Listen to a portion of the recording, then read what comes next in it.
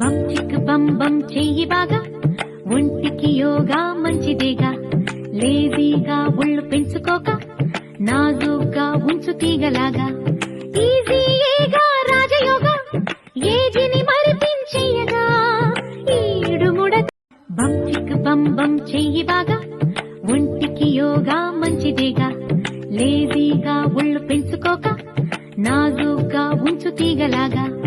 ఈజీయేగా రాజయోగా, ఏజిని మరిపించేయగా. ఈడుముడ బం చిక్ బం బం చెయ్యి బాగా, ఒంటికి యోగా మంచిదేగా. లేజీగా ఒళ్ళు పెంచుకోక, నాజూగ్గా ఉంచు తీగలాగా.